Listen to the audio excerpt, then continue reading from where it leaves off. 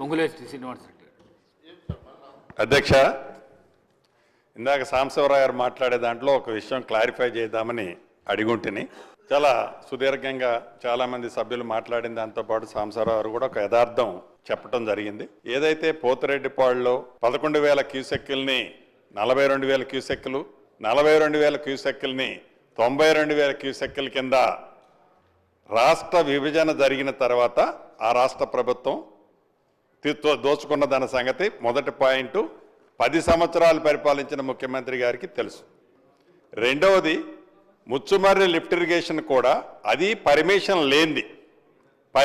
లేనిది వారు ముఖ్యమంత్రిగా ఉన్నప్పుడే అది స్టార్ట్ అయిందన్న సంగతి కూడా వారికి తెలుసు. ఇక్కడ ప్రధానంగా నేను చెప్పదలుచుకున్నది, ఉమ్మడి ఆంధ్రప్రదేశ్లో ఇప్పుడున్న తెలంగాణ రాష్ట్రంలో సుమారు 29-30 ప్రాజెక్టులకి జీవోలు ఇచ్చారు. ఆ జీవోలు ఇచ్చిన వాటిల్లో కొన్ని వివిధ దశల్లో వివిధ స్థాయిల్లో వర్కులు జరుగుతున్నాయి. నేను ప్రధానంగా ఒక 2-3 ప్రాజెక్టుల గురించి మీ దగ్గర ప్రజెంట్ చేయదలుచుకున్నాను. మీ ద్వారా ఈ సభలో ఉన్న సభ్యులతో పాటు రాష్ట్ర ప్రజలకి, ప్రధానంగా ప్రధాన ప్రతిపక్షం అని చెప్పుకుంటున్న నాయకులు, ఏదైతే ప్రధాన ప్రతిపక్షంలో ఫ్లోర్ లీడర్గా ఉన్న మాజీ ముఖ్యమంత్రి గారు కేసీఆర్ గారు కూడా, వారు కూడా టీవీ ముందు చూస్తుంటారు.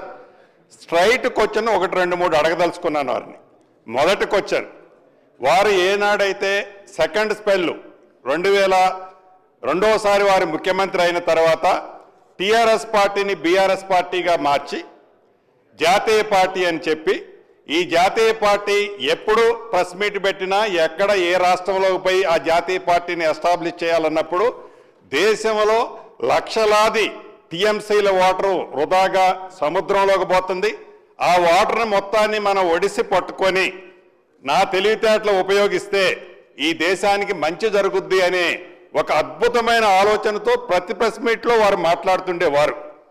కానీ ఇల్లు చక్కబెట్టలేనోడు, రాష్ట్రంలో ఏదైతే కృష్ణా బేసిన్కి ఆల్రెడీ ఉమ్మడి ఆంధ్రప్రదేశ్లో ఇచ్చిన జీవోలు, ఆ జీవోలని సద్వినియోగం చేసుకోవాలని పెద్ద మనిషి దేశంలో వాటర్నంతా ఒడిసి పట్టుకోవాలని మాట్లాడే దాని గురించి నేను వారికి డైరెక్ట్గా నుంచి సూటి ప్రశ్నలు ఒక 2-3 అడుగుతున్నాను. మొదటిది, ఏదైతే జూరాల ఆనాడు ఉమ్మడి ఆంధ్రప్రదేశ్లో ఉన్నప్పుడు జూరాల దగ్గర 70 టీఎంసీలకి ఉమ్మడి ఆంధ్రప్రదేశ్ ప్రభుత్వం జీవో ఇచ్చింది. అదే రకంగా నారాయణపేట కొడంగల్ లిఫ్ట్ ఇరిగేషన్కి 10 టీఎంసీ పైచిలకు జీవో ఇచ్చింది. అదే రకంగా ఎస్ఎల్బిసి టర్నల్కి కూడా 30 టీఎంసీల ఎలకేషన్ ఇచ్చింది. ఈ ఇచ్చిన దాంట్లో జూరాల గురించి వారిని అడుగుతున్నాను. జూరాల్లో లొకేషన్ ఉన్నదాన్ని కిందికి శ్రీశైలం బ్యాక్ వాటర్ అయితే నాకు విశాలంగా ఉంది, నేను యూజ్ వాటర్ని నేను డ్రా చేసుకోవచ్చు అని వారి ఆలోచన ఏదైతే ఉందో దురుద్దేశపూర్వకమైంది అని చెప్పడానికి రాష్ట్ర ప్రజలకి ప్రధానంగా వారు సమాధానం చెప్పాల్సింది. ఏ ఉద్దేశంతో మీరు 70 టీఎంసీలు ఏదైతే మీరు గోదావరి మీద డ్యాముల ద్వారా, అదే రకంగా ప్రాజెక్టుల ద్వారా మీరు డైవర్ట్ చేయాలనే కాన్సెప్ట్లో పెట్టిన కాన్సెప్ట్, ఈ జూరాల ప్రాజెక్టును ఉన్నదాన్ని హైట్లో ఉన్నదాన్ని, అంటే జూరాలకి శ్రీశైలానికి 100 మీటర్లో వేరియేషన్ ఉంది, లెవెల్ వేరియేషను, అటువంటి దాన్ని మీరు జూరాల తీసుకొచ్చేసి కింద పెట్టారు. ఈ కింద పెట్టినప్పుడు ఈ సమస్యలన్నిటికీ కారణం ఉమ్మడి ఆంధ్రప్రదేశ్లో జీవో ఇచ్చిన జూరాలు, అంటే పాలమూరు రంగారెడ్డికి సంబంధించిన 70 టీఎంసీలకి క్లియర్ ఎలకేషన్ ఉంది. ఆ క్లియర్ 70 టీఎంసీల ఎలకేషన్ ఉన్న వాటర్ని ఒరిజినల్గా మీరు డ్రా చేసి ఉంటే హైట్ వేరియేషన్ కలిసి వచ్చేది, లిఫ్ట్లు 22 బదులు 37 లిఫ్ట్లు ఖర్చు కలిసి వచ్చేది, ప్రతి సంవత్సరము కరెంటుకి అయ్యే ఎక్స్పెండిచర్ కలిసి వచ్చేది, మరింత ఆయకట్టు కూడా కలిసి వచ్చేది. ఇది కాంప్లికేటెడ్ చేయాలనే ఉద్దేశంతో ఆనాడు కాంగ్రెస్ ప్రభుత్వం, ప్రజా ప్రభుత్వం ఒక మంచి కార్యక్రమాన్ని చేస్తే అది మళ్ళీ కాంగ్రెస్ ప్రభుత్వానికి భవిష్యత్తులో ఎక్కడ పేరు వస్తుందో అని అది ఆ పేరును మార్చడం కోసం, రెండవది వారి స్వార్థం, వారి స్వలాభం, వారి అకౌంట్లు నింపుకోవడం కోసం, మూడోది మొత్తం కాంప్లికేటెడ్ చేసి ఈ ఇష్యూని రాద్ధాంతం చేస్తే తప్ప ఇది నాకెళ్ళి తెలంగాణ ప్రజలు డైవర్ట్ కారనే ఆలోచన తప్ప, నిజంగా మీరు పాలమూరు రంగారెడ్డికి జూరాల్లో ఏదైతే 70 టీఎంసీలు అన్ని పర్మిషన్లు ఆటోమేటిక్ వచ్చిండే, దాని మీద పక్క రాష్ట్రం ఆంధ్రప్రదేశ్ అబ్జెక్షన్ చేసి ఉండేది కాదు. ఎందుకంటే ఉమ్మడి రాష్ట్రంగా ఉన్నప్పుడు ఇచ్చిన జీవో అది.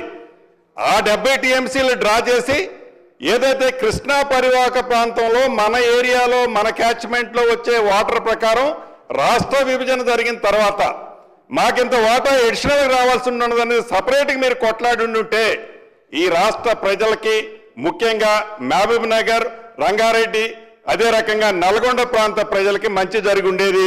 కృష్ణా పరివాహక ప్రాంతం దానికి సమాధానం సూటిగా మాజీ ముఖ్యమంత్రి గారు కేసీఆర్ గారు చెప్పాల్సిన అవసరం ఉంది.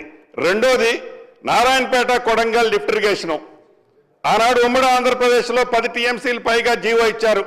మీరు ముఖ్యమంత్రిగా 10 సంవత్సరాలు ఉన్నప్పుడు ఆ పేరు ఇప్పుడున్న ముఖ్యమంత్రికి ఎక్కడొస్తుందో జీవో వారు తెచ్చారనే స్వార్థం తప్ప మీరు నిస్వార్థపరంగా మహబూబ్ నగర్ జిల్లాలోని మిగతా నియోజకవర్గాలకు మంచి జరిగి ఉంటుంది అనుకుంటే ఆనాడు ఆ వర్క్ను మీరు ఎందుకు స్టార్ట్ చేయలేదు అనేది రెండో క్వశ్చన్.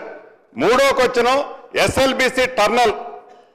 అటు పోతిరెడ్డిపాడులో శ్రీశైలంలో బురదతో సహా తీసుకుపోయే టర్నల్ని సుమారు 92,000 93,000 క్యూసెక్లు వాటిని డిశ్చార్జ్ చేస్తుంటే మీరు టర్నల్ రూపాయి ఖర్చు లేకుండా టర్నల్ తవ్వితే ఆ టర్నల్ తవ్వకుండా మీరు 10 సంవత్సరాలలో రాష్ట్ర విభజన జరిగిన తర్వాత మొదటి ముఖ్యమంత్రిగా, ధనిక తెలంగాణ రాష్ట్ర ముఖ్యమంత్రిగా మీరు ఉన్నప్పుడు నిస్వార్థంగా మీరు టర్నల్ తవ్వి ఉంటే డెఫినెట్గా ఆ వాటరు ఈరోజు నల్గొండ ఫ్లోరైడ్ ప్రాంత ప్రజలకు ఉపయోగపడేది.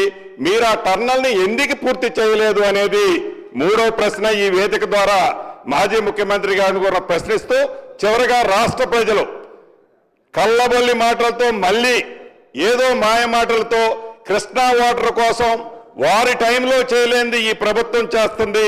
మా ముఖ్యమంత్రి గారు కానీ, మా నీటిపారుదల శాఖ మంత్రి గారు కానీ చేస్తున్నారు. ఈ మైలేజ్ ఈ ప్రభుత్వానికి ఏడొస్తుందనే తాపత్రయం తప్ప, మీ స్వార్థం తప్ప ఇంకా ఏముందో కూడా మీరు సమాధానం చెప్పాలని కోరుతూ సెలవు తీసుకుంటున్నాను.